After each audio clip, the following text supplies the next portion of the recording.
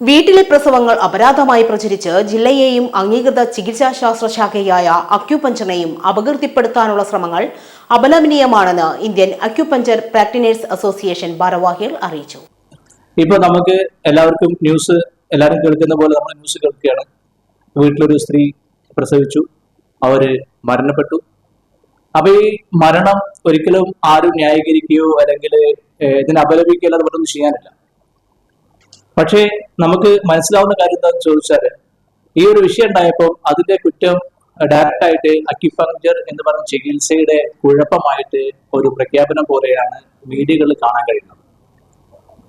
വസ്തുത അല്ലാത്ത ഒട്ടേറെ ന്യൂസുകൾ എങ്ങനെയോ പുറത്തു വരുന്നുണ്ട്. എങ്ങനെയാണെന്ന് നമുക്കറിയില്ല. ഇപ്പൊ ഇന്ന് മാധ്യമത്തിൽ വന്ന വാർത്ത പോലും സിലബസ് ഒന്നും ഇല്ലാത്ത ഒരു പഠന കേന്ദ്രമാണ് നമ്മുടെ പഠന കേന്ദ്രം എന്നും, അങ്ങനെ പഠിച്ചിറങ്ങുന്ന ആളുകൾ എന്തൊക്കെയോ ചെയ്തുകൊണ്ടിരിക്കുകയാണെന്ന രൂപത്തിലൊക്കെയാണ് വാർത്തകൾ വരുന്നത്. എങ്ങനെ വാർത്ത വരുന്നത് എനിക്കറിയില്ല.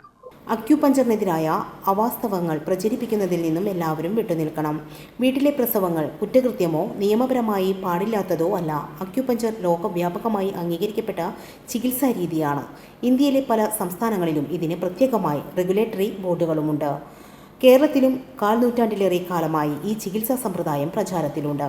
മെഡിക്കൽ പ്രാക്ടീഷണേഴ്സിന് മാത്രമല്ല, ട്രേഡ് പേഴ്സൺസിനും അക്യുപഞ്ചർ പ്രാക്ടീസ് ചെയ്യാമെന്ന് നിരവധി കേന്ദ്ര സർക്കാർ കോടതി ഉത്തരവുകളുണ്ട്.